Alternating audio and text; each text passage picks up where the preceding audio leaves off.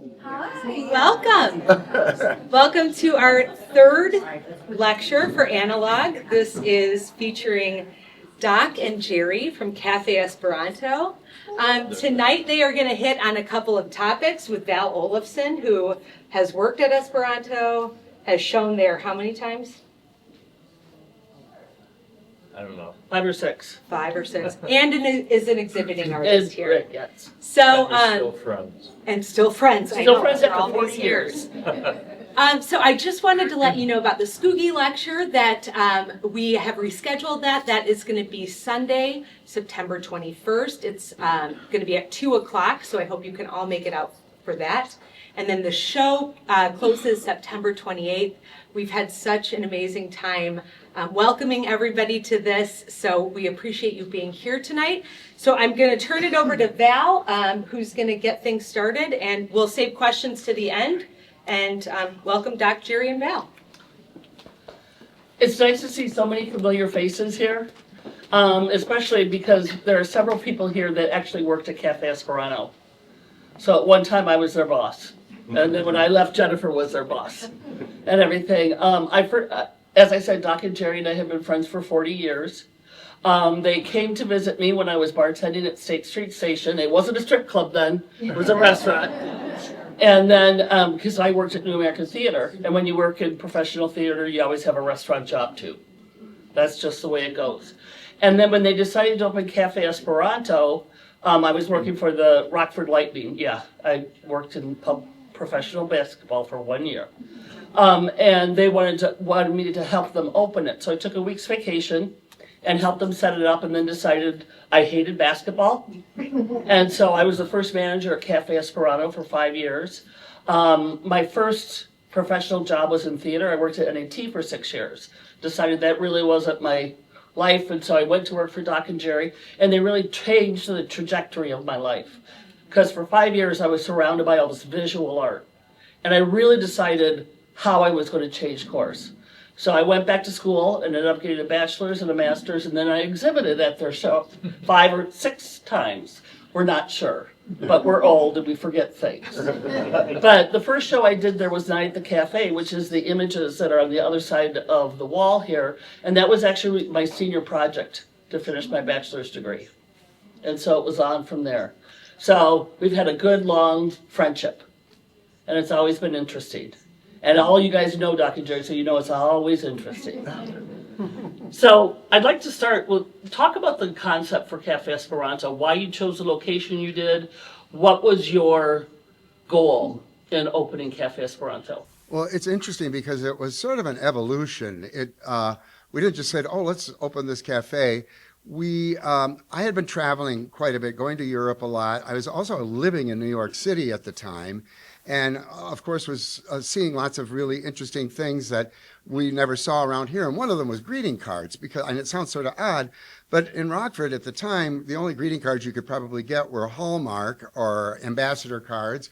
And, you know, in New York, and then also in my travels, I discovered all these alternative lines and interesting sort of art cards. So we said, we should really open up a card shop. So we, you know, and then also over the course of time, I found Alessi, which was a line of architecturally designed housewares from Italy. And we thought we should really have that in the store. So we kept adding all these things. And in the meantime, Jerry, as kind of a hobby, made cheesecakes. And that's why there's cheesecake bites over there. Jerry made those just this morning. But anyway, so we decided, well, we should also have cheesecakes, but if we have cheesecakes, then, you know, we also have to have something to drink, and you can't really serve that in a store. So what we were looking at was Stewart Square on the corner there of State and Main, where Kryptonite is, and now Sheila's Daiquiri Bar is. That space was available. They were just working on Stewart Square. It was a sort of a community project, and they hoped to have shops and things in there. And so we put in a letter of intent that we would go in there. And what we liked about it was that there was the store on the first floor, and then there was that balcony that sort of went around the entire place. And this would be ideal. Then up there we can serve the cheesecakes and, you know, drinks and things like that. But anyway, so they were not getting their act together very well, and we needed to have a space because we had both sort of made up our mind. I quit my job. Yeah, he quit his job, and it's like, what are we going to do? And I remember we drove around downtown and saw that little building there, and it was not for sale, but we called. We went to, I remember you had to go to the courthouse then, and you looked up who the owner was, and we contacted the owner, and he said, we asked if the building was for sale, and he said, yes, it is. And he told us the price, and of course we tried to renegotiate with him, and he said, well, that's my price. But what we liked about it is we thought this is even better because it had two separate entrances. It had an entrance into the store and an entrance to the upstairs, so they could open up independently with each other, and therefore that allowed a little bit more of an expansion of how we treated the upstairs. It wasn't just going to be a cheesecake place. So, and also, while this was all going on, I was noticing in Europe, people would go after work, and not everybody went for a cocktail. People would go after work and have a cup of coffee. But it wasn't, in Europe, it wasn't just a cup of coffee. It would be an espresso or a cappuccino. Or, it was always a little bit more special. And, it's interesting. It's hard to understand this now, but back in the early 80s, most people didn't even know how to pronounce cappuccino. They didn't even know what it was, let alone espresso. Everyone would say espresso. So, because this is way before Starbucks days, at least for around here. I know Starbucks was out in Seattle. But anyway, so we thought, and also just to give you a time frame of what it was like back then. In Rockford, if you wanted a cup of coffee, you went to a donut shop. Or you went to a diner. There was nowhere where you could sit down and sort of socially have a cup of coffee unless somebody invited you over to their house and said, would you like a cup of coffee? So, and another thing that was happening was MAD, and that was Mothers Against Drunk Driving. So there was this big movement to kind of curtail cocktail hours and curtail drinking. Especially, it was state by state, but especially in Illinois, because there were a lot of terrible traffic fatalities that involved drunk drivers. So we thought, but we also realized if we were going to be open at night, you have to have booze, and then and we were going to have art, and we all know nobody buys art sober. So we had to. We thought it was necessary to have a liquor license, and that was my background. I had 2 bars before. We opened up the cafe, and actually I swore I'd never get back in the business again. But we thought, well, this would be a little bit different. And you did make the cheesecakes, I think, at first. Maybe we did when we took one to the city together. Right. That's right. We brought one to the mayor because we were very concerned. What we wanted to do, too, is make the place available to all kinds of people and not just it wasn't going to be just a bar, because we thought what would be neat is if somebody went out and didn't want to have a cocktail, they could have a cup of coffee, and maybe their friend would have a cocktail. So you didn't feel silly, because also back in those days, if you went into a bar and said, "Can I have a cup of coffee?" they'd say, "Do you want me to call you a cab?" That just sort of was not done. So. The other thing too, when I was going to Japan, so all these things were happening. I would be seeing these things, and I went to a bar in Tokyo, and it was called Key West Club, an American bar.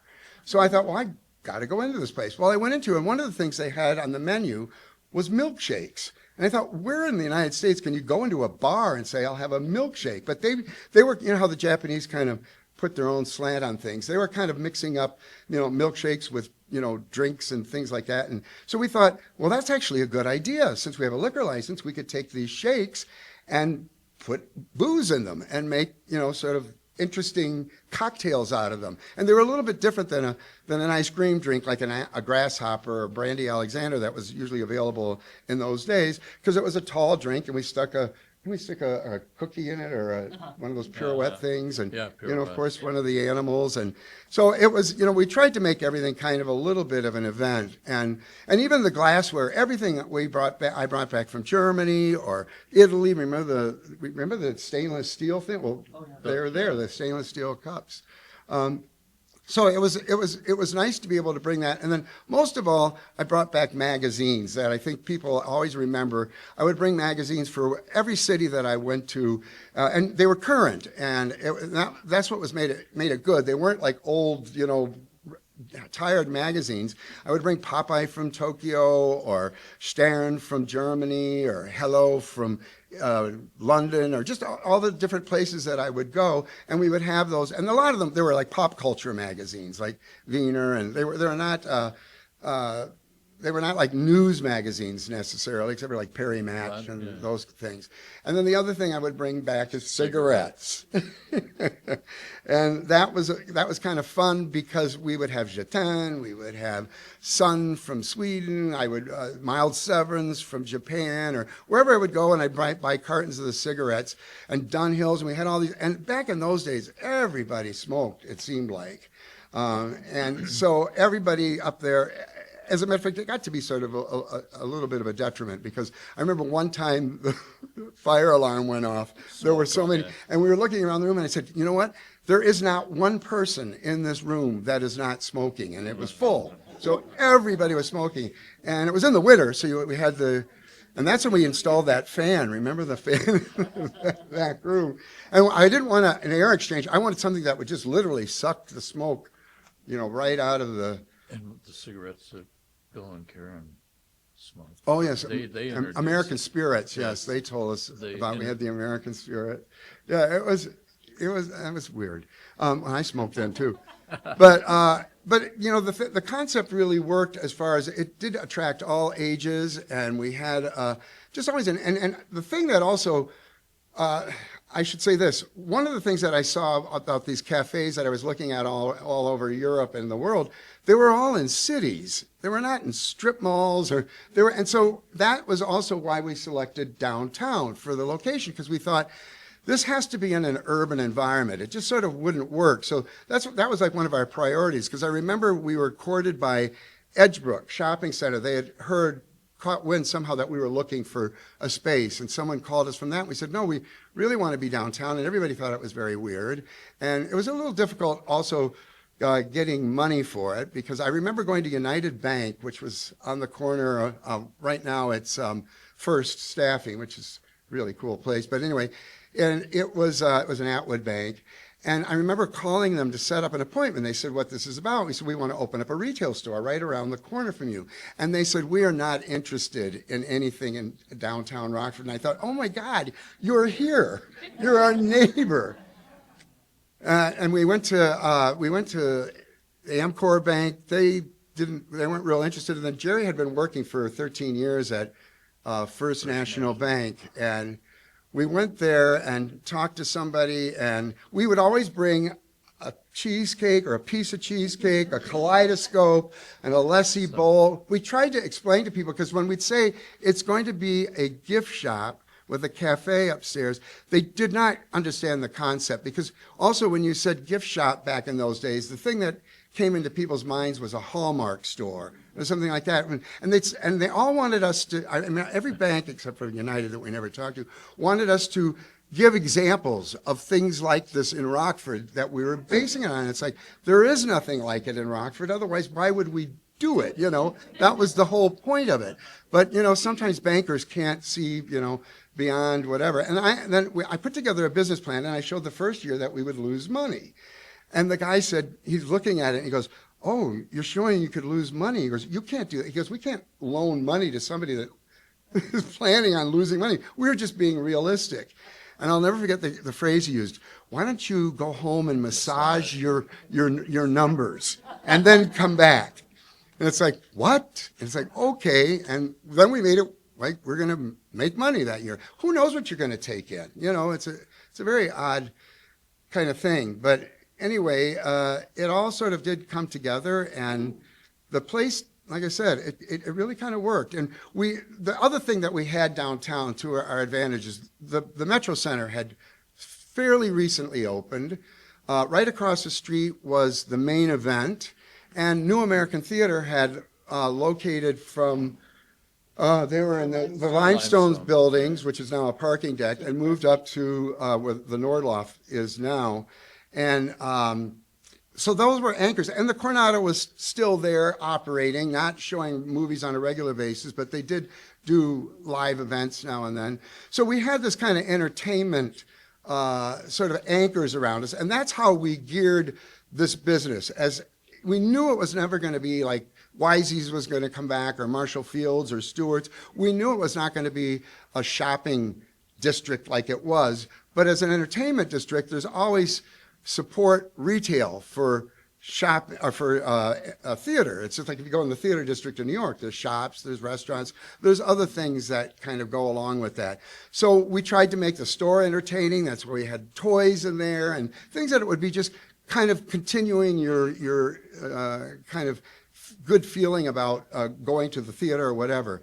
And then, you know, and the upstairs too sort of went along with that. And I have to say, if it weren't probably for New American Theater, I don't know if we would have survived as well, because that was a little economic engine for downtown. You know, we really lost something special when we lost that theater. I mean, we had an equity house here in town with, you know, actors, professional actors, set designers, costume designers, and they were there all the time. They just weren't coming in once in a while. So there was this kind of sort of steady sort of staple of, yeah, and the symphony. I mean, there was stuff downtown that was making it a cultural district, and we thought this our concept fits into this very well. And and I guess that's kind of how we got to where we were. I think just about everybody here knows what the place was like, but Why don't you talk about, like, I know who the first artist was that showed, but who the first artist was, how you went about choosing artists. I know there are several artists in the audience here that actually exhibited there. well, you know, it was interesting because Jerry has a lot to say here, isn't he? Always. It's probably just as well. He lies a lot. But anyway, just kidding. Well, you know, the weird thing too is one thing that what we thought about having art in the cafe is that, because also here's another thing, I guess, I'm glad you brought this up. Back in those days, if you were not on Pat Sneed's list, you probably didn't see original art in Rockford. I mean, other than the Greenwich Village Art Fair, thank God for that every year, but other than that, there was really nowhere else to go see art. So there was this kind of really open market, and we're meeting people who are artists, you know, and a lot of them, like John Lebowski and Sherry Rittenhouse and others, they were showing at the Greenwich Village Art Fair. So we decided we need to have, you know, it needed to be a gallery space. And by having the bar and the cafe in there, people could see art whether they liked it or not. You know, people were sort of immersed in it.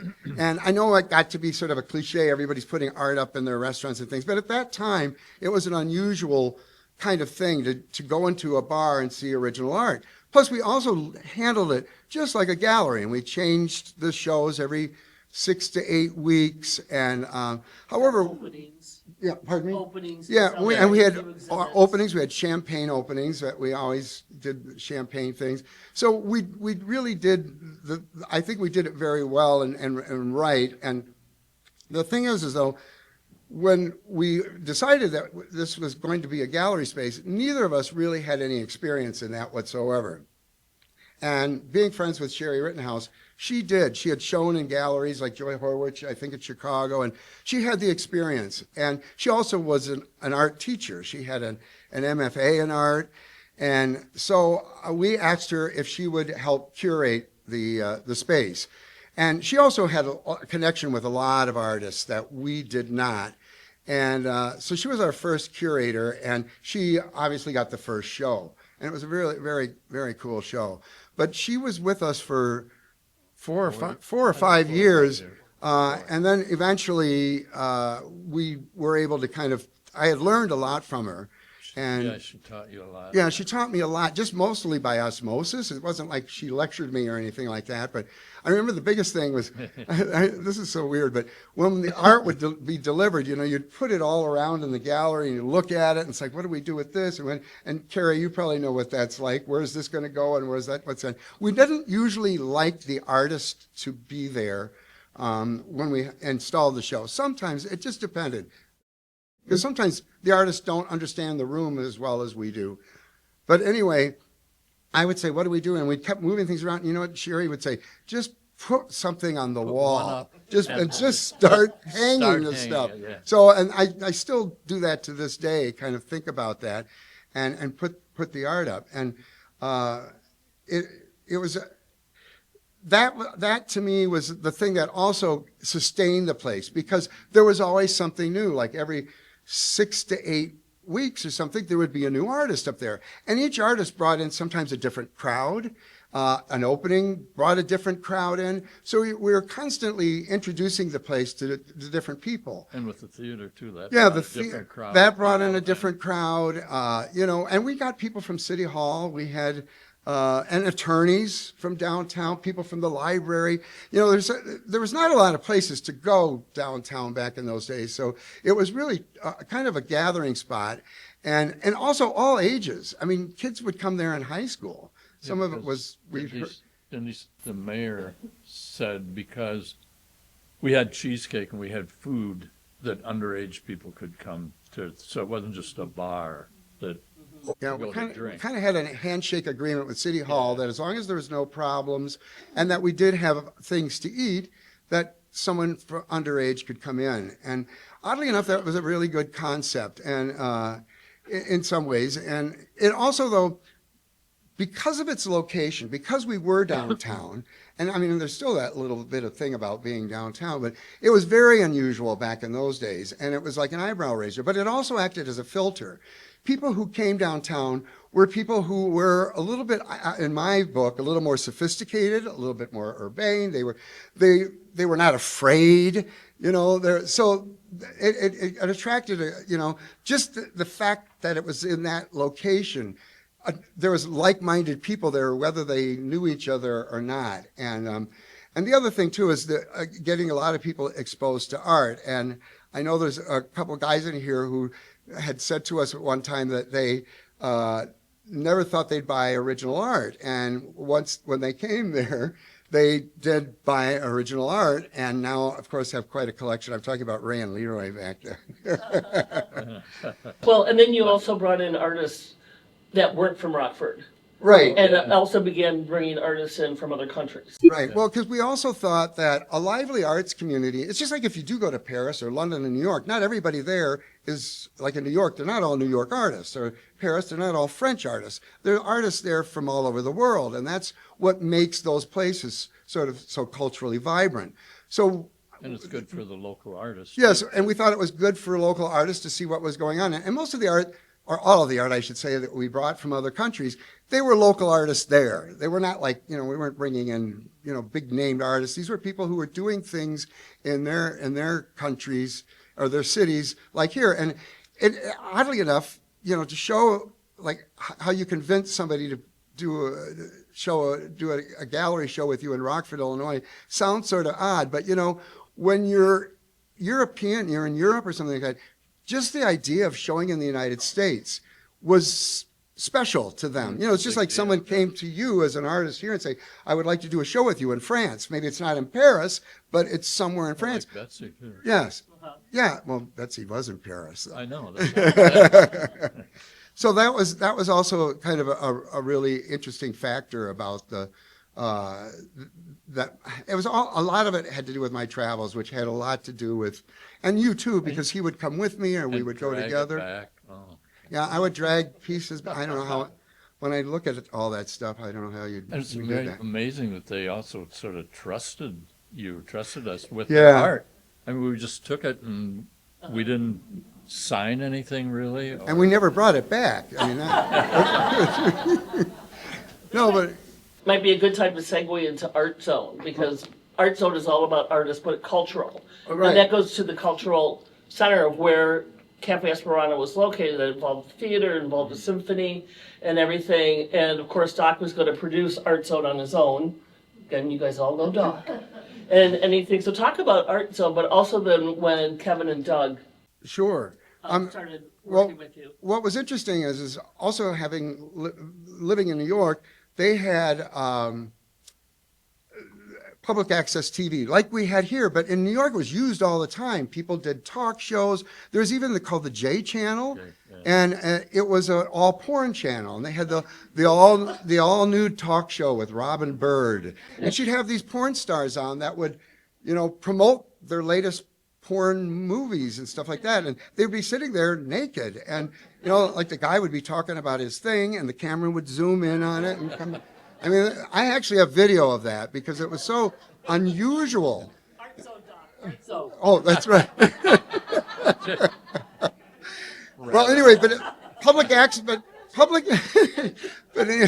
access was not being used here hardly at all, except for city council meetings or I think school board meetings. Otherwise, we had these channels that were available and nobody used it. So I thought, well, we'll do something, because this was sort of an inspiration from Disney and Hugh Hefner. They all had sort of TV shows that were sort of companions to whatever their spaces were, And so we thought, also there was very little, and even to this day, there was very little on local television about art. I mean, when you think about it, there's in a half-hour newscast, Sport, there would be so much time devoted to news, so much time to weather, and a big chunk of it to sports, but nothing ever much about art. And especially for young people, if you're growing up, if you're on the football team or a star basketball player, you're going to be interviewed, you're going to get, you get a lot of attention. But if you're an artist, you're pretty much ignored. So we thought it was also important to do that. So,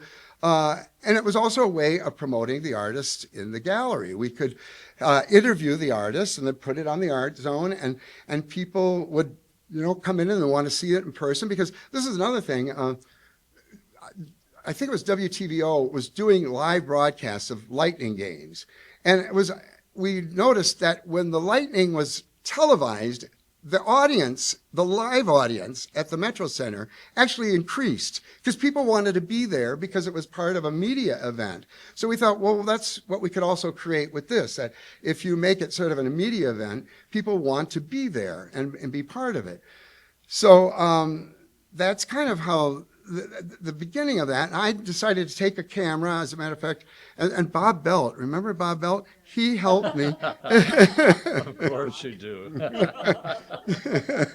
But anyway, he and I had Gary Carlson had access to a video or a tape thing. What do you call it? VHS player. You know how cameras were that big back in those days, and so we went around and interviewed people as best we could. We did a couple of, I think, shows in the gallery upstairs, and they were really terrible. One, I don't know, I don't think we ever got it on the air. It was Sherry interviewing Matthew Myrie. I mean, it's painful to watch it. And he was being Matthew, I guess, and she'd ask him a question, and he'd go, "Well, Sherry, I'm not going to answer that," or so. And she'd be, it was a look of terror on her face. But anyway, finally, I did get, I think it was Bob Belt, but one of the first shows we went to the symphony and interviewed.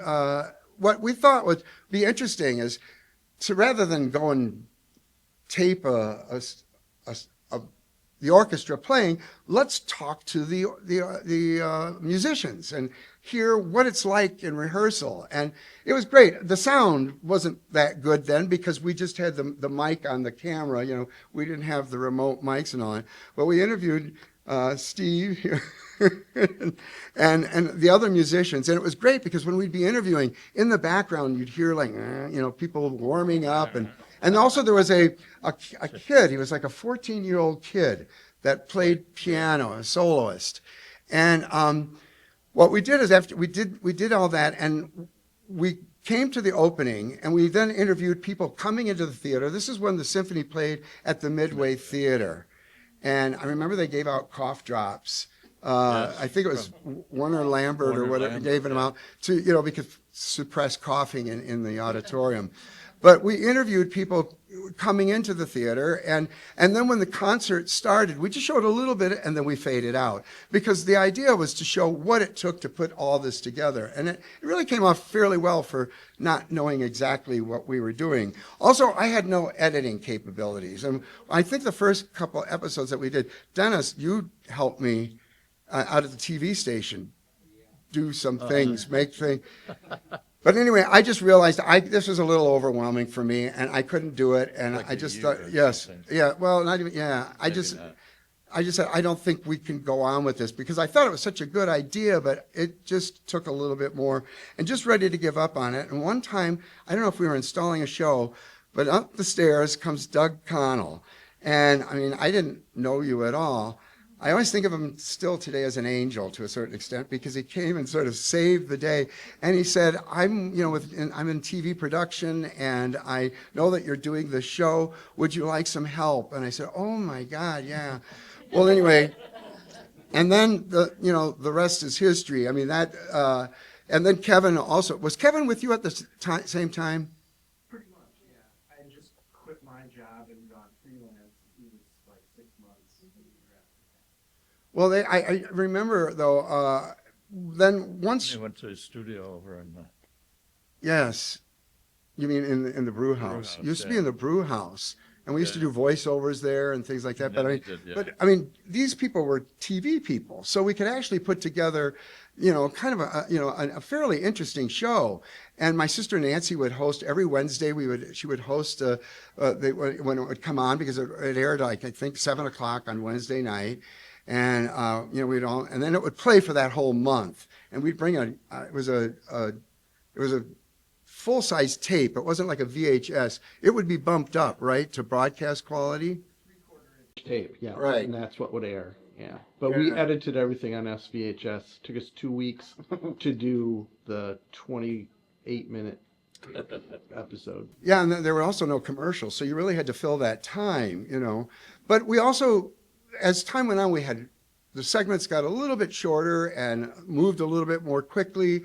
But one good thing about the show is, like, when we did interview artists, we got more out of than a sound bite out of somebody, just saying a few words. People could actually talk about what they did, and we could also show their work on screen. And also, I remember Kevin said, I don't know how you can sustain this show, because there just isn't enough going on in Rockford to, make a show like this work, in the arts anyway. And it was a real eye-opener for him, too. I know that because, and also for us, because all of a sudden you start looking, oh my God, there's a dance company. There's, the art museum. We'd come here with this New American Theater. There was so much going on in the art world at that time, and actually it was sort of the inspiration for this show, because the first show we put out, I think, was in '91, and the last show was like in '99. So we covered, with 40 episodes, a decade of stuff going on in Rockford. We went to Deborah Newton, to her rooftop, and she gave a tour of her gallery space, and Charberg, and there were so many people making art and doing art back We then. did one in Paris, too. Yeah, we went to Paris because we showed a couple artists from And Paris Doug. there. Yeah, Doug met me in Paris, and we interviewed Philippe Bagné, right? And then remember Yeah. Federico Bottana? Yeah, and a guy fell in the background when we were talking to him. But it was, because we, started taking it, very seriously. But it was a lot, because, part of the time I was traveling a lot, and then working on that, and then trying to keep the store going and doing that. But it did work out. But I'm so glad that we documented all of that. And as everybody probably in this room knows, it's now available on YouTube. So it can be seen anywhere in the world. It's on the Art Zone Rockford is the channel you go to. But what was interesting about it is a couple of people in Paris who were featured on the show could never see the show, because they had a different TV system there. They had the PAL system, and we had, what is it, NCS TV or whatever? Yeah, NCSC, which is a different format. So even if I made a tape for them, they couldn't really watch it. It would have to be translated into that system. But now, and it's interesting because we were in Paris last year, and we brought Philippe, but was able to see for the first time the show. And he said, "Oh, my English wasn't too bad, was it?" And I'm so much younger. Yes, it was so much younger. I know that's the other thing that's sort of interesting about it is how it freezes people in time. And I mean, there's a lot of people in this room that were on that show, that it's kind of, well, I can just look around the room. So it was really, it was an interesting thing, and so glad that actually years from now, people can look at what was happening in Rockford at that time, because I wish I could do that and look back what was going on in the 40s here, or the 30s, or the 20s, see what was happening in the art world. And as far as I know, it doesn't seem like a lot, but I mean, there must have been stuff going on. Yeah, and Pat But, Sneed was the one that did that. Pat Sneed kind of, I remember they did a Newsweek magazine came here and they did an article on the state of the arts in Middle America or something like that. And they used Rockford as an example. As a matter of fact, they interviewed Jim Sullivan. They talked to various arts leaders, and they interviewed Pat Sneed, and they called her Rockford's Earth Mother of the Arts. I thought it was sort of an interesting kind of thing. But anyway, it was great time doing all that, and I'm glad we did it. And sometimes we still talk about revitalizing it. And actually, just recently, we interviewed Dick Bear, because he was so much involved with public art in Rockford and actually bringing symbol to Rockford. And just with the art museum, he's been such a great patron. So we thought, let's get his take on it. And so we do have that in the can, as they say, but we have to sort of still deal with that. But it would be great to also, the nature of things now is we can make episodes that don't have to fit within a 28-minute format or something like that. We can make 10-minute episodes or 15-minute episodes. So we can do things, in a little different way if we can just also get ourselves to do things. So when Doug then digitized and re-release all of the art zone things, is that what really kind of inspired the collection book?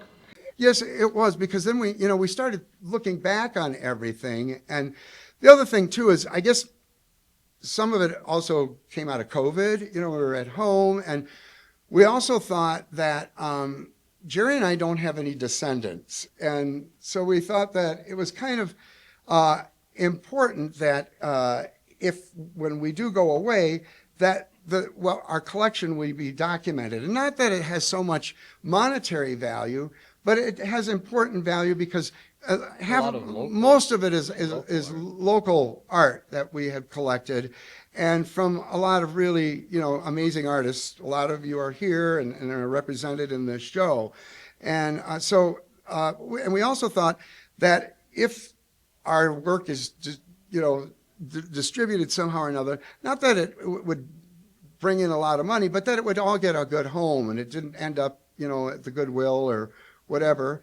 And so we just thought it was important to document that. And then also people always said, do you document things for insurance? Like, what if there's a fire or something? And, so then we did. Yeah, so we did. We started, and so then as we're taking pictures, we thought, maybe we should put this together and do sort of like a book on it. And that concept kept growing and growing. And we realized we have over 400 pieces of art in our collection. A lot of it sits on the floor in the bedroom, leaning against each other.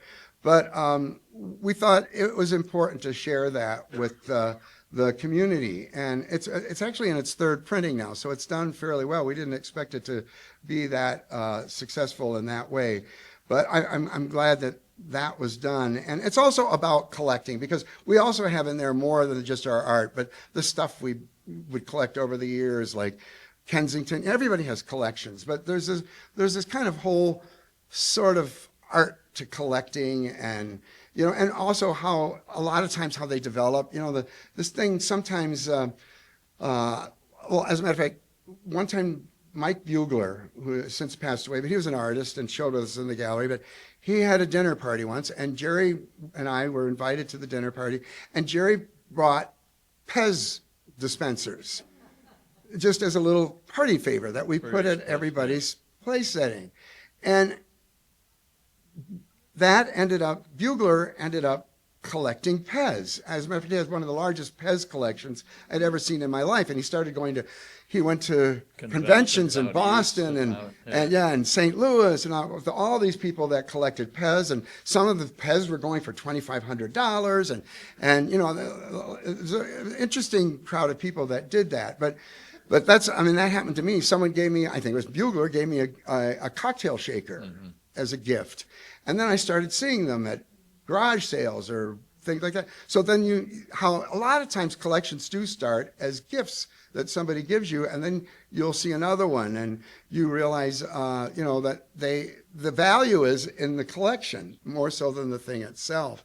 And at the time, too, Art Deco, I think, was a real big that's deal. the whole thing too, our collection. I mean, it was never really a monetary thing. No. We collected it, we bought it because we liked it, like, what's her name? Eva. Yes, Eva. You like it, you buy it. No, yeah, that's... To this day, I don't know, we just buy things, I don't know. Well, 'Cause some of us stop buying as much as possible. and some of us can't. Yeah, all of this Yeah. this area here are part of the collection. And as a matter of fact, the horns up there, the antlers, I should say, are a gift of Jim Weiss, Beth Ann's father, gave us those. And I don't know, how did he have those? Where were they from? I don't know, but yeah, he gave them to us, and then we added. Yeah, because we thought there was like, it used to be if you went into bars and stuff, like in Wisconsin, there'd be fish on the wall or there'd be things like that. So we thought, why don't we kind of play with that and put that in our place And too. the fish were also a gift. Yeah, those were from Mitch Johnson that's gave us right. those. Yes. But I know that also in the Rolling Rock beer, how that came about was, this is kind of interesting because I was going to all these bars down in the East Village in New York, like King Tut's Wawa Hut and Red Bar and 7th and A and the Pyramid Club, and there were all these and there was another place called Vazax, which was like a Mary's, in Rockford, sort of a real down market bar. And it was maybe at one time a Polish hangout for, because it was like a Polish neighborhood a long time ago in the East Village. And, but it got to be sort of like the hip people went into all these places. But everywhere in these bars in New York, and they would have Rolling Rock. And I thought, oh my God, it's the Rock River. That would be a great thing. Well, nobody had it here. It was from Latrobe, Pennsylvania. And it was actually their sort of like Pabst, or it was not a real Budweiser. Well, Not even no, Budweiser, it was not. It was a local, more of a regional brand, and it was not a very, it wasn't real. But that was the whole idea of it, is everybody just drank Rolling Rock. So I thought, we've got to have that at Cafe Esperanto. And I remember we somehow found a distributor out of Freeport or something that could get it for us. And they got it, and we got it in the place, and it sold really well. Because one of the reasons is it was our only domestic beer, because most of our beers were imported. But anyway, a representative from Latrobe, Pennsylvania, from the brewery, came to visit the cafe because they wondered why because they introduced the beer to the market. And it was like, why is this doing so well here? And they saw the place, and that's how we got these things. They gave us all those, and we got a sign, and we had all this sort of merch, as they say now. But so there's all these like odd little sort of quirky influences in the place that I think gave it a really special personality. And anyway, I think that's about. Thank you. Yes. If anyone has any questions, please feel free, raise your hand. Any questions about the collection, the art, the book, the cafe? Is there any artist that you wish you hadn't invited? Oh boy, about half of them.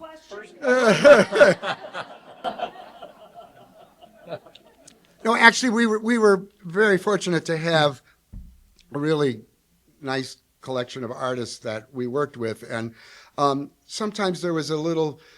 Most of the problems would be deadlines and things like that, because the art would come in and it would be still sticky with Sherry Rittenhouse. Yes, yeah, Sherry was one of them actually. But so that would sometimes mean there were a couple people that were kind of obnoxious, and there were a couple people that sort of had applied with us. I'll say this, and I remember we will both say that guy or whoever is an asshole. And I said, I don't care how great his art is. I don't want to work with him, And it was just like, because, it just makes it more difficult as it is. But no, everybody was really pretty cool, I think, Oh, yeah.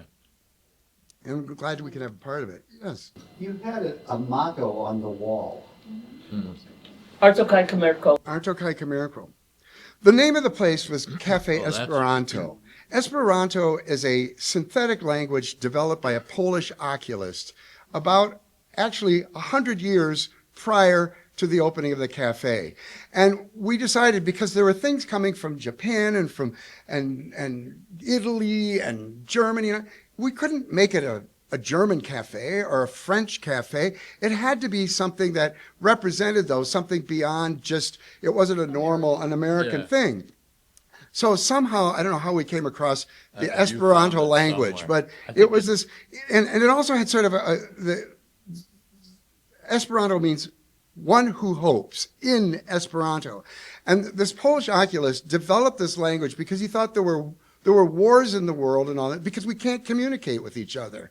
And it's also difficult to learn, if you learn somebody else's language, like if you learn French or German, you can't help but have the cultural baggage that comes along with that language. So he wanted to have a language that was neutral and did not have that kind of thing to it. And that way, and the idea was that if everybody could communicate with each other, also it was a very easy language to learn. It didn't have like real difficult conjugations and things like that. And it had a little bit of like sort of Germanic sounding things like Arto Kai Comerco, but then also like thank you was me Dankus, which sounds a little bit like German a little bit. So he tried to kind of borrow sort of sounds and things. And also pronunciation was that's why it's Comerco, K. Everybody knows what K has usually in every language has a hard sound. Where C can have different sounds, like in Italy or in France or whatever, they can have, the C can be confusing. So It translates to art and commerce, right? It's, yes, art That's and commerce, because at the time, especially in Rockford, arts were always like a non-for-profit. They were always like a charity. And I understand that, but, I just thought art, it comes from the Greek word artis, which means work. And artists are working. They should be compensated for their work. And, artists traditionally, from Da Vinci or Michelangelo or other, people were always compensated for their work. But in Rockford, a lot of times the artists were always tapped into to donate or give, and everything was always kind of, which is okay and understandable. But at the same time, there again, across the street from us was New American Theater. There again, I believe a non-for-profit. Wasn't it? Because they would have a fundraiser on. But we were sort of bound and determined to say that you could make money selling art. And probably alone we could not have. But having the cafe and the store and the whole combination, it did work. But yeah, that's kind of how so we came up with that phrase, art and business, meaning that they should go hand in hand. That it shouldn't be business over here and art over here or something like that. So that was the thing. And keeping it, putting it in Esperanto on the wall just made it more, I don't know, esoteric and made it just more interesting, I suppose. Any other questions? This is a good segue. Scott. So were you just in the right place at the right time, or could you do that today? I'm sorry, for what? Cafe Esperanto. Yeah, I guess so. It's sort of like what we had a hard time explaining to bankers and all that is that we weren't following a market, we were creating a market. And it was also difficult at the time I remember Charles Box, and we kept saying because we always had a lot of ideas about downtown. When you locate a business and you own a building down there, you really, and when we first bought that building, one of the, besides what was there, the only thing missing was a tumbleweed rolling down the street. So there was not a lot going on. And we were always real big on trying to recruit businesses there. And we always thought that downtown needed a Sunil in a way, because, we were out one time to dinner with Sunil Puri, and at 10 o'clock at night, he's on the phone talking to Lube Pros or something, saying he's got a front lot or an out lot or something that he could, so he was constantly, all of that stuff out on East State Street that, first Rockford developed didn't just happen. there was a lot of work put into a lot of that stuff. And we realized that downtown needed that same thing. It wasn't going to just happen. And I remember going to dinner with Charles Box a couple times. And I mean, he would just always say, well, you got to let the market do what it will. And I thought, no, you've got to drive the market. You've got to create it. You've got to make it happen. It's just sort of like Disneyland. People weren't asking for Disneyland. No, Walt Disney gave it to them. People didn't ask for the iPhone. Steve Jobs gave it to them. So you have to create things. So people didn't know they wanted to have Cafe Esperanto, or didn't, they But didn't. Doc made sure they knew they wanted it. Right. Well, I don't know. It's kind of an odd thing. And actually, I suppose I should also explain how we got out of it. Is that we were going day and night, and the store opened at 10 in the morning, and the cafe would go like on the weekends till 2 in the morning, and late at midnight during the week, and it was just a long day, and it just got to be a little too much for us. And we thought, well, we wanted to be able to travel more, and because I had all these travel benefits, and so also it was difficult when you do have a business like that to get away. And also, this is another thing that's kind of weird, but it's interesting because all these people here that used to work here, they're still our friends, and Jennifer and Val. I mean, these people were so involved in that operation, and actually, if it weren't for them, it probably would not have been successful. And they really had enthusiasm for it, and everybody seemed to show up for work. But then as time went on, when the 90s came around, especially it got into the later 90s, I called it the Bill Gates syndrome. And it was, I remember there's somebody upstairs. We had these tasks that you had to do. Remember you had a checklist of, they had to, yes, you're supposed to do this and clean the floors. And there were just all these things because, we were so small, we really couldn't afford like a janitorial service or that. You clean the toilets. You do everything. You change light bulbs. But anyway, there's somebody we asked if they wouldn't mind. They weren't doing their work right. And we called them on it, and they said, well, I can go home and I can become a millionaire on my computer. I don't need to be doing this. And it's like, well, okay. And they also knew back in those days, we didn't get a computer in the store until 2004. So we were not as tuned in. We were like the old guys, I guess, that didn't, and I remember everyone would say to us, oh, it's just self-explanatory, or, it's intuitive. You just turn it on and just. And I remember sitting down in front of a computer. What do I do now? I don't know. I don't know how to write an email or whatever. But anyway, they kind of had that on us because they sort of grew up with that sort of thing, or they were part of that time. And so I think there was that thing in the late 90s where all of a sudden all these people were becoming gazillionaires because they had, computer skills. And, it was really changing. So I think it changed also the work ethic a little bit because all of a sudden, you can do things sitting at home. eBay, Uber, all these companies they don't make anything. They just create a platform. Airbnb. There's so many things that are really quite genius when you think about it because they don't make anything. They just create this platform that has made them lots and lots of money. Even GoFundMe, we were just thinking about that. I gave some money to GoFundMe. They took $35. It's like from the donation. I thought I would have rather given that to the artist. What was your customer base like? I know it was pretty wide. The business people and kids, and we'll talk about that a little bit. Well, it also changed a lot depending on if there was an opening or what was going on downtown. We were right in the middle of on the waterfront. And actually, we're the first Admirals Club, I think, for the first 2 years downtown. Right.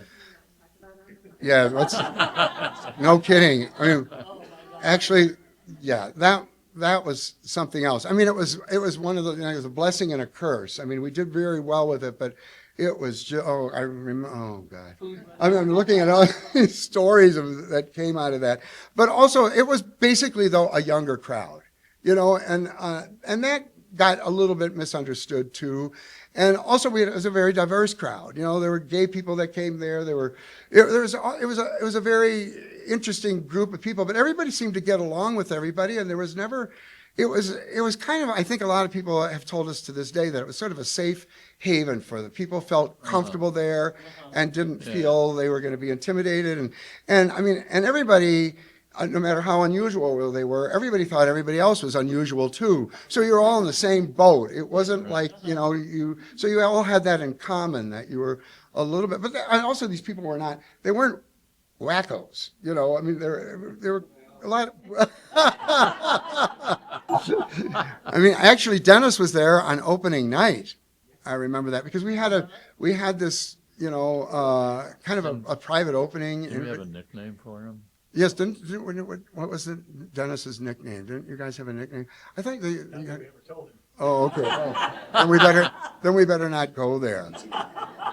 It wasn't anything bad. How about Mike and Tony? Mike and Tony, yes, they're sitting in the room too. That was our first New Year's, and we decided to there again go private with it because they had first night back in those days, and you didn't know exactly what was going on, and we didn't want the place to be barraged with people, so we thought we'll just take reservations for how many seats we have in the place, and so we did, and immediately it filled up, and because we had champagne at midnight, and I used to go around I had a Polaroid camera and go around and take Polaroids of everybody, and everyone would get dressed up, and we had the favors, and it was a really nice night. As a matter of fact, I remember staff wanting to work that night because it was a lucrative night for staff, and all the guests had arrived, and yes, and the tables were all full except for this one table, and it had Mike and Tony where the reservations were on it, and we're all waiting for who are Mike. No one knew who this was. I know Val came over and says, "Do you know Mike and Tony?" We said, No. She said, "Well, they're the only ones that aren't here." Yes. So I mean, we didn't know, and then all of a sudden, There came Mike and Tony up the stairs, and it's like. And I remember you said, "Oh, it's Mike and Tony." Yes. I mean, the room was not that big of a room, I mean, that's This is actually bigger than Cafe Esperanto. right. What was it? The place could be a little intimidating because, most places you walk in the door and you work your way into the room.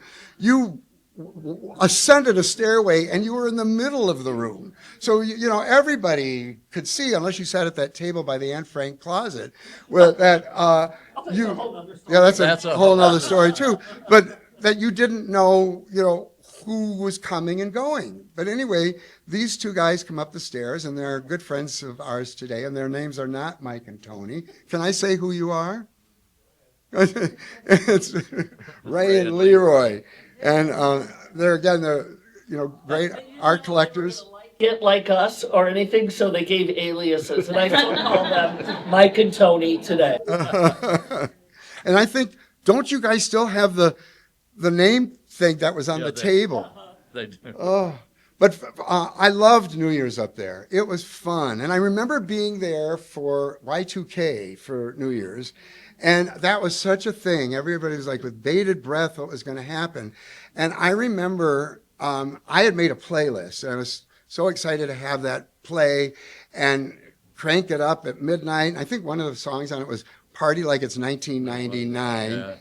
Anyway, and we're playing it, and we turned the volume way up, and right after midnight, it cuts out. The stereo just goes dead, and everybody's like, "Oh my God, it's." Well, what happened is the amplifier overheated, and I think it was Doug. You said to me, "You need a fan back here or something," because he said, "Just turn it off for a while and let it cool down." And but talk about killing a midnight, And every midnight, it was ABBA's Happy New Year. Oh yes, Happy New Year. Yeah. Right. Yeah. Right. That's right. To this day, I've can't seen stand the ABBA version of Happy New Year. Oh, we still we do it Really? here too. Yeah, we play it still. Have any of the cassettes, the playlists? Yeah, I and stuff think for so. me? Yeah, they're all. And also, Jenna, you've seen their basement. Well, No. well, I haven't seen it No recently. one. Oh, No one has seen our basement. Michael has seen the basement. If you can work your way, we have a bathroom down there, the executive bathroom, and you have to work your way back there. That bathroom, by the way, downstairs, it doesn't have a handle, a doorknob on the inside. And there was a guy that worked for us. What was his name? Nelson, Jason Nelson. Yes, and he worked on the waterfront one time, and we had outside set up, and we had the bar out there, and he went down to use the bathroom, and he just doesn't come back. And we're just like, oh my God, what happened to him? Finally, someone said he went to the bathroom, and it was like, but a long time ago. Well, I went down there, he was in there, and couldn't get out of the bathroom. And there was days before cell phones and all that, so you couldn't call or anything. To this day, when I go downstairs, I take my cell phone with me because I always think. But I put duct tape over the thing, and the duct tape is still there. Oh yeah, but now there's so much junk in that basement. It's like oh God, you know how like your computer fills up? Well, that's what's happening to the basement. Orders. Well, I want to thank you all for joining us on this walk down memory lane, as it was for us in our past 40 years. And it's so nice to see so many familiar faces. Yeah. And I want to thank Doc and Jerry. Yeah, thank you guys.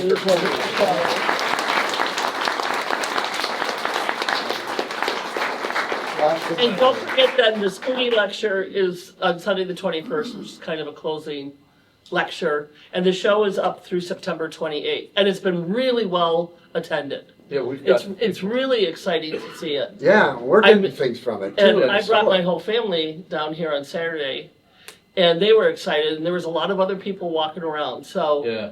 it's really nice to see the museum being really well attended and people really being engaged and excited about art. Because that's what we were doing in the 90s.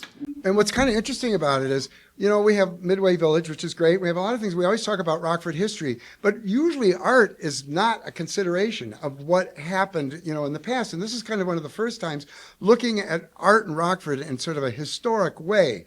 And I know the 90s wasn't that long ago, but it's still marking a time in our history when something really special happened. And we want to sometimes call it A lot going on. a lot going on, and we want sometimes to call it a renaissance, but a renaissance means rebirth, and it wasn't really a rebirth. It was almost like a naissance, a birth of art in Rockford, because prior to that, like I said, it was not a lot going on here. So this show, also the quality of work that is represented in here is pretty amazing, And I'm talking about over there, and Paul Harvey Oswald, like this exhibition over here.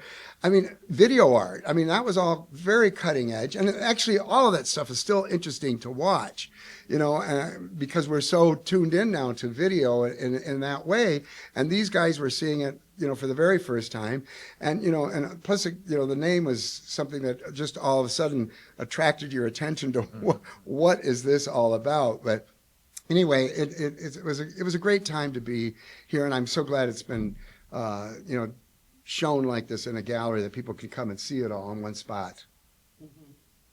Did you write this down? Yeah, it's all here.